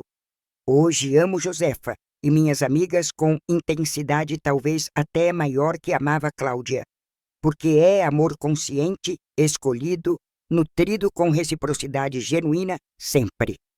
Amor de verdade não exige vigilância constante, não causa ansiedade permanente, não te faz dormir mal com medo do que podem estar planejando pelas costas. Amor de verdade te dá paz, te fortalece, te faz melhor, te apoia nos piores momentos sem calcular custo-benefício dessa ajuda prestada generosamente. Isso é o que tenho agora com minha família escolhida e é infinitamente mais valioso que laços sanguíneos podres mantidos só por obrigação social vazia. Qualidade importa mais que quantidade em relacionamentos, melhor poucos vínculos profundos e verdadeiros que muitos superficiais e interesseiros baseados em conveniência. Aos 70 anos finalmente entendi essa verdade que deveria ter aprendido décadas atrás, mas melhor tarde que nunca, como dizem os mais sábios sempre. Cada fase da vida traz lições próprias. Minha lição dessa fase foi sobre estabelecer limites, sobre valorizar dignidade acima de tudo, sobre justiça necessária. Lição dolorosa, mas necessária. Transformadora, apesar da dor intensa. Libertadora, apesar do custo emocional altíssimo que paguei com lágrimas e noites sem dormir. Hoje sou pessoa diferente da que era antes de achar aquele pendrive fatídico, mais forte, mais sábia, mais seletiva, mais em paz com solidão escolhida. A Helena de antes aceitava migalhas de afeto, se contentava com respeito mínimo, agradecia a atenção básica como se fosse favor imensurável e especial recebido. A Helena de agora exige reciprocidade real, estabelece limites claros, recusa relacionamentos unilaterais onde só ela dá, sem nunca receber nada substancial em troca. Essa transformação não aconteceu instantaneamente. Foi processo gradual de despertar doloroso, de reconhecimento de padrões tóxicos, de decisão de mudar finalmente tudo. Gancho inicial daquela festa foi apenas culminação visual de processo interno muito mais longo de reconquistar poder pessoal e voz silenciada por anos. Meses antes de projetar aquelas mensagens na tela, já tinha começado a me reerguer internamente, a fortalecer espinha dorsal emocional enfraquecida por décadas. A exposição pública foi ato externo de força interna já reconstruída. Não foi impulso de fraqueza, mas decisão de pessoa que recuperou senso de valor próprio. Por isso não tremi ao projetar provas, não hesitei ao caminhar até microfone, não me arrependi ao falar verdade crua na frente de 100 pessoas chocadas. Estava agindo de lugar de força recuperada, não de desespero ou vingança impulsiva cega, mas de clareza sobre o que precisava ser feito para me proteger. Existe diferença enorme entre vingança emocional destrutiva e justiça racional necessária, entre reagir por raiva cega e responder com estratégia pensada, sempre cuidadosamente. Minha resposta foi estratégica, planejada com advogada competente, executada no momento certo, proporcional ao crime tentado, dentro da legalidade completa sempre respeitada. Não agi sozinha, impulsivamente. Pedi ajuda profissional, segui conselhos jurídicos, fiz tudo dentro das possibilidades legais disponíveis para me defender adequadamente e bem. Isso é importante ressaltar, porque não advogo vigilantismo nem ações ilegais. Mesmo quando somos vítimas de crimes, lei existe para nos proteger se usarmos corretamente. Busquem sempre ajuda profissional, advogados especializados em direito do idoso, promotorias, defensorias públicas, instituições que existem exatamente para nos ajudar.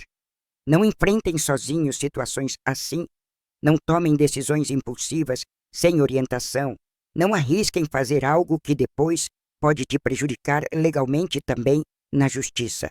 Minha vitória foi completa justamente porque agi dentro da lei, com provas sólidas, com orientação profissional, tudo documentado e certificado corretamente e legalmente. Se tivesse agido emocionalmente, destruído provas sem copiar, confrontado sem testemunhas, talvez tivesse perdido chance de justiça real e efetiva na vida real. Paciência estratégica. Vence ímpeto emocional sempre. Planejar cuidadosamente. Supera reagir desesperadamente. Frieza calculada derrota calor do momento que nubla a razão. Essas foram lições práticas que aprendi durante os meses de preparação silenciosa antes da exposição. Lições que compartilho agora com vocês, lendo isso atentamente. Se estiverem passando por situação similar, respirem fundo, não ajam imediatamente, busquem ajuda, planejem cuidadosamente, documentem tudo meticulosamente, sempre com provas.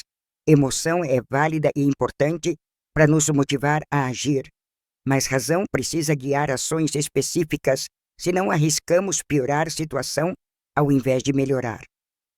Equilíbrio entre sentir e pensar, entre indignação justa e estratégia fria, é chave para sucesso em situações conflituosas que exigem tanto força quanto inteligência.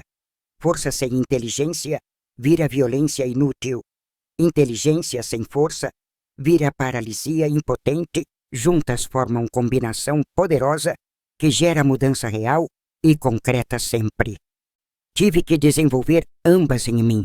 Não tinha antes, fui construindo ao longo do processo, erro e acerto, lágrimas e aprendizado constante e gradual, sempre difícil. Não sou heroína, nem exemplo perfeito. Sou apenas sobrevivente imperfeita que fez o melhor possível com recursos disponíveis na situação impossível que enfrentei sozinha. Algumas decisões foram certas, outras talvez pudessem ter sido diferentes, mas no geral orgulho do caminho percorrido e do resultado alcançado com persistência. Meu patrimônio está protegido, minha dignidade restaurada, minha paz conquistada, minha vida reconstruída com significado renovado e propósito social importante também. O que mais poderia desejar aos 70 anos além de segurança, paz, relacionamentos verdadeiros, saúde razoável e liberdade para viver como escolho livremente? Tenho tudo isso agora. Paguei caro por isso, mas tenho. Valorizo imensamente justamente por saber preço que custou conquistar cada pedaço dessa tranquilidade. Nada que vem fácil é valorizado adequadamente. Sofrimento anterior amplifica a apreciação de paz posterior. Contraste entre escuridão e luz faz luz brilhar mais intensamente. Não desejo a ninguém passar pelo que passei, mas reconheço que a experiência me transformou em pessoa mais completa, mais consciente, mais forte que era antes. Cicatrizes emocionais não são fraqueza, mas prova de batalhas sobrevividas, de tempestades atravessadas, de morte simbólica seguida de renascimento transformador e poderoso. Minha história não termina na exposição da festa. Aquilo foi apenas ponto de virada, início de novo capítulo completamente diferente dos anteriores vividos. Capítulo anterior era sobre ser invisível, sobre servir outros, sobre aceitar migalhas, sobre sobreviver calada sem reclamar nem pedir mais que mínimo. Capítulo atual é sobre visibilidade escolhida, sobre servir a mim também, sobre exigir reciprocidade, sobre viver plenamente com voz ativa e presente sempre. Transformação radical que muitos não fazem vida inteira, ficam presos em padrões antigos por medo de mudança, por conforto do conhecido mesmo que doloroso. Eu fui forçada a mudar por circunstância extrema, mas aprendi que mudança é possível em qualquer idade, se houver motivação suficiente e coragem necessária. 70 anos não é fim da vida, não é apenas espera passiva por morte, é fase que pode ser rica, produtiva, feliz se permitirmos isso acontecer. Sociedade quer que idosos sejam invisíveis, quietos, conformados, esperando morrer sem incomodar. Mas recuso esse papel imposto socialmente de forma cruel sempre. Vou viver intensamente cada dia que me resta. Vou criar arte, viajar, amar, rir, chorar, sentir, aprender, ensinar, existir plenamente até último suspiro. Não serei mais sombra na vida de ninguém. Serei protagonista da minha própria história, dona do meu destino, autora da minha narrativa pessoal e intransferível. Esse é poder que reconquistei, que ninguém pode tirar mais de mim, que carrego com orgulho e consciência plena do quanto custou conseguir de volta.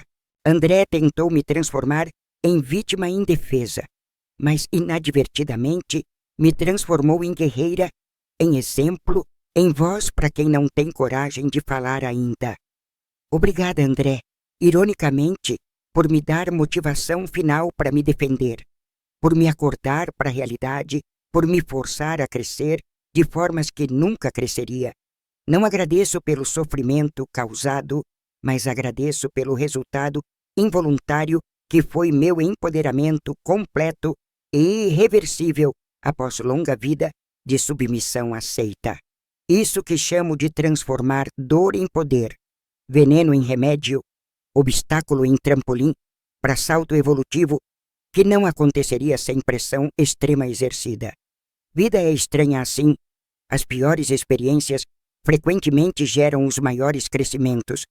As crises mais profundas forçam transformações mais radicais e necessárias.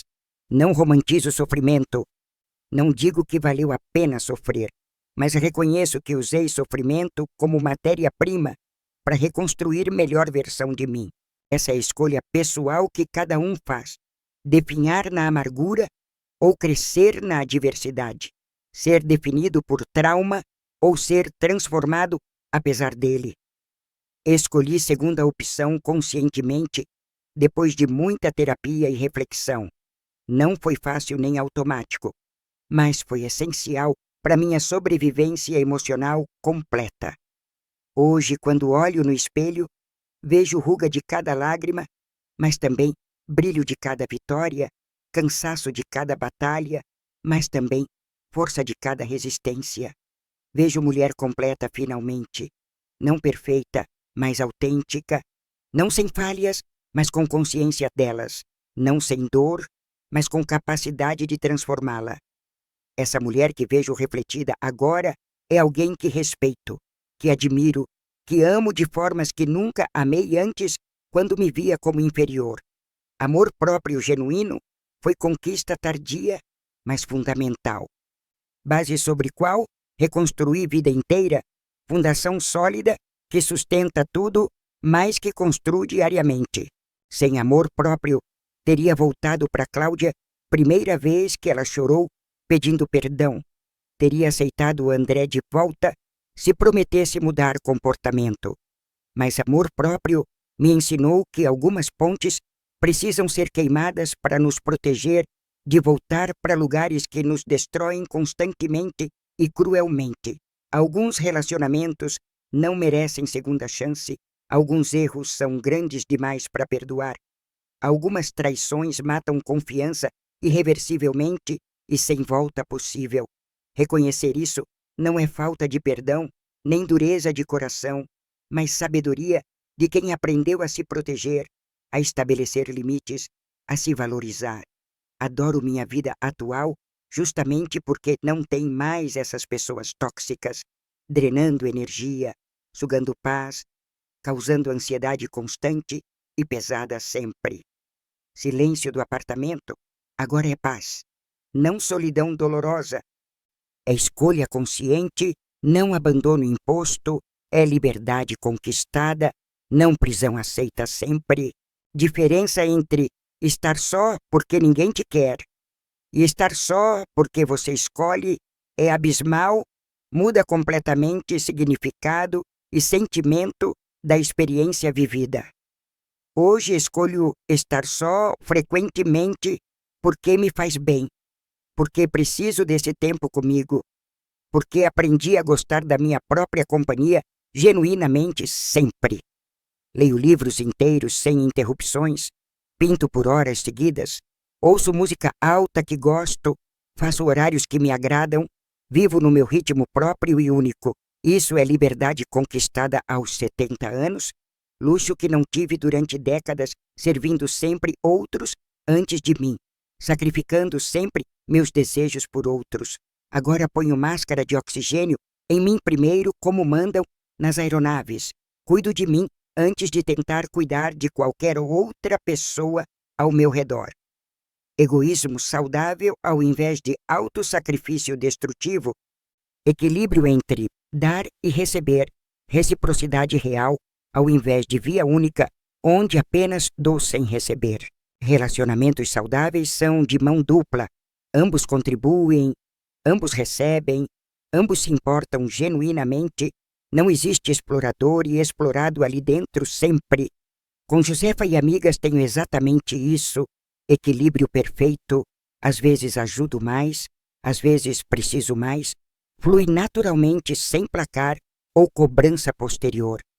Ela me leva no médico quando preciso, eu faço bolos que ela adora, ela me ensina tecnologia, eu ensino receitas antigas, trocamos constantemente sem contar.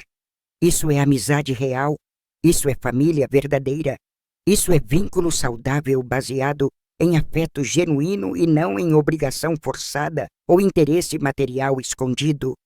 Descobri tarde demais, mas descobri que posso ter isso, que mereço isso, que não preciso aceitar menos que isso de ninguém, independente de parentesco sanguíneo. Se pudesse dar conselho único para outros idosos seria: não aceitem migalhas, não se contentem com o mínimo, exijam reciprocidade e respeito sempre das pessoas. Idade não diminui valor humano, experiência não torna alguém descartável. Cabelo branco não significa que opinião vale menos ou que desejo importa menos. Somos pessoas completas, dignas de respeito total até o último dia de vida. Não nos tornamos menos importantes por envelhecer naturalmente como todos envelhecem. Família deve respeitar isso, sociedade deve reconhecer isso, instituições devem garantir isso, mas na prática, frequentemente precisamos lutar por esse respeito básico. Minha luta foi extrema e pública. Nem todos precisam chegar nesse ponto, mas todos precisam estar dispostos a se defender quando necessário, sem culpa.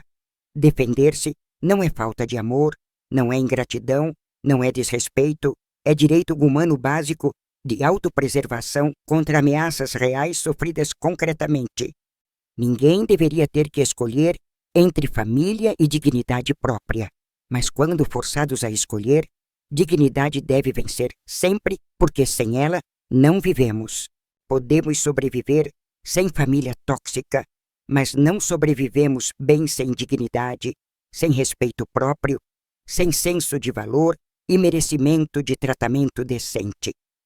Essa é a verdade que aprendi visceralmente, não intelectualmente, mas através de experiência dolorosa que marcou corpo e alma permanentemente para sempre neste mundo. Carrego essas cicatrizes, mas também carrego orgulho de ter sobrevivido, de ter reagido, de ter me defendido quando seria mais fácil desistir e aceitar. Muitos idosos desistem, aceitam o abuso como inevitável, definham em depressão silenciosa, morrem por dentro antes de morrer por fora, fisicamente neste mundo cruel. Não julgo quem faz essa escolha, porque sei que nem todos têm recursos, apoio, força necessária para lutar. Mas espero minha história inspire alguns a tentarem. Se uma pessoa idosa ler isso e decidir denunciar abuso que sofre, buscar ajuda, se defender, então tudo valeu pena, cada lágrima, cada noite insone também. Impacto social é o que transforma a tragédia pessoal em ferramenta de mudança coletiva, o que dá significado maior para o sofrimento individual vivido intensamente sempre. Por isso falo publicamente, por isso exponho vulnerabilidade, por isso conto detalhes dolorosos que preferiria esquecer se pudesse facilmente, sem lembrar diariamente. Faço isso não por masoquismo, mas por compromisso com outros idosos, por senso de responsabilidade social, por vontade de mudar cultura que vitimiza vulneráveis. Se minha voz ajudar, criar consciência sobre abuso financeiro familiar, se minha história educar famílias sobre respeito devido, valeu exposição pública dolorosa sofrida. Não me arrependo de nada, faria tudo igual hoje, talvez até com mais convicção ainda, porque vejo o resultado positivo que a ação corajosa gerou amplamente. Várias instituições me procuraram para dar palestras, jornais me entrevistaram, programa de rádio me convidou, virei símbolo inadvertido de resistência idosa e forte. Não busquei isso, não queria fama nem atenção, queria apenas justiça pessoal. Mas aceitei visibilidade, porque serve propósito maior que ego individual e pequeno. Uso plataforma que ganhei involuntariamente para amplificar vozes de outros idosos, para educar famílias, para pressionar por leis melhores de proteção real aos vulneráveis. Isso dá sentido renovado aos meus anos finais, propósito que vai além de simplesmente existir esperando o fim, missão que me motiva a acordar cada manhã com energia. Envelhecer com propósito é completamente diferente de envelhecer sem ele. Primeiro, dá significado aos dias. Segundo, transforma tempo em peso morto, arrastado dolorosamente. Tenho propósito agora, tenho missão clara, tenho razão para continuar, além de simples sobrevivência biológica automática, sem sentido maior que a sustente sempre. Esse propósito me rejuvenesceu de certa forma, não fisicamente, mas emocionalmente, mentalmente, me deu energia que não tinha há anos vivendo apagada e invisível. Descobri que nunca é tarde para encontrar significado, para abraçar causa, para fazer diferença no mundo, mesmo que pequena, mesmo que local, mesmo que limitada. Cada idoso que ajudo a se defender é vitória. Cada família que educo sobre respeito é progresso. Cada lei que mudo com ativismo é legado duradouro deixado. Quando partir deste mundo, finalmente daqui a alguns anos ou décadas, deixarei mais que patrimônio material doado para a caridade, deixarei impacto real em vidas. Esse tipo de legado não se mede em dinheiro, nem se divide em testamento, se mede em vidas tocadas, consciências despertadas, mudanças inspiradas pela história. Minha história não é especial por ser única, mas por ser comum demais, por acontecer todo dia com milhares de idosos brasileiros que não reagem ainda. Sou apenas uma que teve coragem de falar, de expor, de processar, mas represento incontáveis outras que sofrem silenciosamente, sem esperança de justiça real. Quero que esses outros vejam em mim possibilidade de reagir, de vencer, de recuperar dignidade, mesmo quando tudo parece perdido e sem solução possível jamais. Não sou exceção extraordinária, sou apenas pessoa comum que se recusou a aceitar injustiça, que buscou ajuda certa, que agiu estrategicamente com determinação firme. Qualquer um pode fazer o mesmo com recursos certos e apoio adequado. Não é questão de ser especial, mas de estar informado e amparado devidamente sempre. Por isso, a importância de grupos de apoio, de instituições especializadas, de divulgação de direitos, de educação continuada sobre proteção ao idoso na sociedade. Quanto mais idosos souberem dos direitos, quanto mais famílias entenderem consequências, quanto mais sociedade rejeitar abuso, menos vítimas teremos no futuro próximo. Mudança cultural leva tempo, mas começa com histórias individuais, como minhas sendo contadas, compartilhadas, discutidas, assimiladas no consciente coletivo, gradualmente sempre. Cada vez que alguém ouve minha história e pensa diferente sobre idosos, sobre família, sobre abuso, uma semente de mudança é plantada fértil e germinando. Eventualmente, essas sementes crescem, florescem, transformam paisagem social inteira, mas precisa de tempo, paciência, persistência em continuar plantando incansavelmente sempre.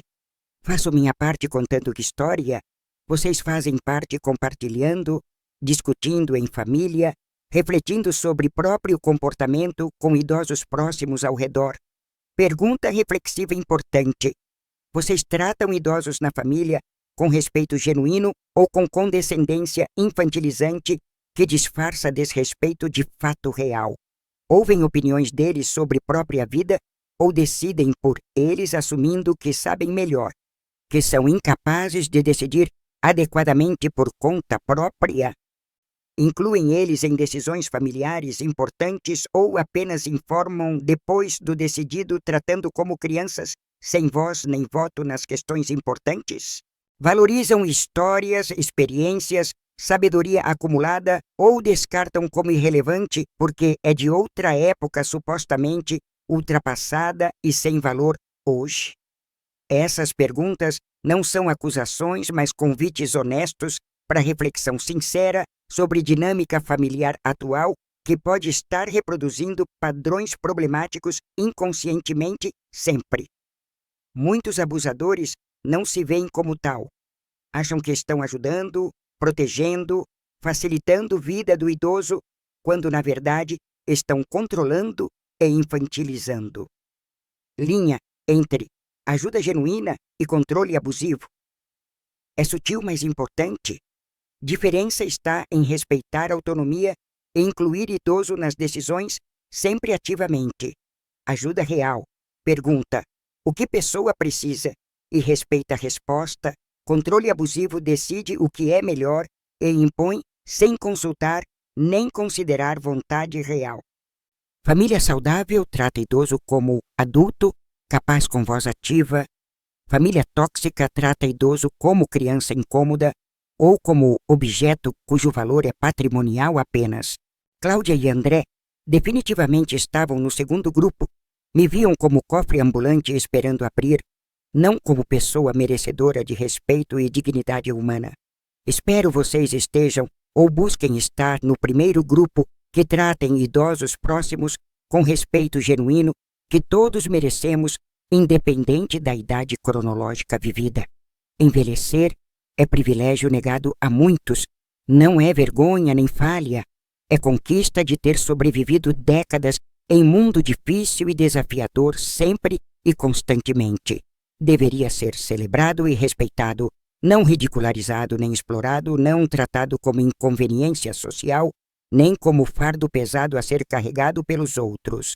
Mudança começa com reconhecimento que idosos são pessoas completas, não versões diminuídas de quem eram, não passado ambulante irrelevante, mas presente ativo vivendo. Tenho 70 anos, mas continuo crescendo, aprendendo, mudando, não estou congelada em tempo passado, estou aqui agora tão viva quanto qualquer jovem por aí. Meus desejos importam, minhas opiniões têm valor, minha autonomia merece respeito, minha dignidade é inviolável independente de quantas rugas tenho na face envelhecida. Isso vale para mim e vale para cada idoso neste país e no mundo inteiro. Cada um de nós carrega história única, sabedoria particular, valor inerente. Não permitam que reduzam vocês ou seus idosos a estereótipos limitantes, a expectativas diminuídas, a papéis estreitos que sufocam individualidade rica e complexa. Resistam, afirmem-se, defendam-se se necessário, como fiz. Não tenham medo de desagradar ou de romper com quem não os respeita adequadamente como merecem sempre. Liberdade é destino que vale qualquer preço pago. Paz é tesouro mais valioso que qualquer patrimônio material acumulado durante vida inteira de trabalho duro. Hoje vivo em paz e em liberdade porque tive coragem de romper com o que me escravizava, com quem me diminuía, com situação que me destruía lentamente. Você também pode se libertar se estiver preso em situação similar. Nunca é tarde enquanto houver vida, enquanto houver consciência, enquanto houver vontade residual. Busque ajuda profissional competente, conte sua história para alguém confiável, denuncie se necessário, processe se adequado, exponha se for medida proporcional e justa. Mas, acima de tudo, não aceite destino de vítima silenciosa. Não internalize narrativa que merece sofrer. Não se conforme com menos que dignidade plena de vida. Você merece respeito não porque é idoso, mas porque é humano. Não porque tem patrimônio, mas porque tem valor inerente. Não porque é família de alguém, mas porque existe. Existir é suficiente para merecer dignidade. Respirar é suficiente para ter direitos. Envelhecer é suficiente para continuar sendo pessoa completa e inteira sempre. Lembrem-se disso quando se sentirem tentados a aceitar migalhas, a perdoar imperdoável, a voltar para quem os machucou gravemente sem real mudança comprovada. Lembrem-se de mim, da minha história, da minha luta, da minha vitória possível, mesmo em idade avançada, com recursos limitados, mas determinação ilimitada e forte. Se eu consegui sozinha, aos 70, você pode conseguir na sua idade, com sua situação particular. Basta querer, buscar ajuda certa, persistir até vitória final. Não será fácil, não será rápido, não será indolor, mas será possível e valerá cada esforço despendido para reconquistar paz e dignidade roubadas cruelmente. Desejo a todos vocês força para suas batalhas, coragem para suas decisões difíceis, sabedoria para seus caminhos tortuosos, paz ao final da jornada dolorosa. Obrigada mais uma vez por me ouvirem até este final, que parece não terminar, nunca mais precisa concluir, eventualmente, apesar de tanto ainda por dizer. Clique nos vídeos que aparecem na tela agora para mais histórias emocionantes reais que vão te fazer refletir sobre família, lealdade, traição e justiça possível. Se inscreva no canal. Se ainda não é inscrito, ative notificações para não perder próximas histórias que posto semanalmente aqui com dedicação constante sempre.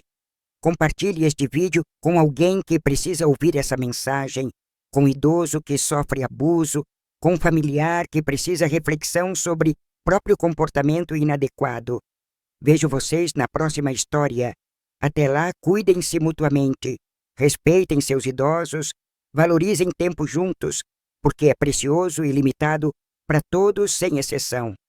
Meu nome é Helena, tenho 70 anos recém-completados, sobrevivi, venci, e agora vivo plenamente minha verdade conquistada, com sangue, suor e muitas lágrimas derramadas. Esta foi minha história de traição familiar, de abuso financeiro tentado, de exposição pública necessária, de justiça finalmente alcançada, de recomeço possível e paz restaurada. Até a próxima vez.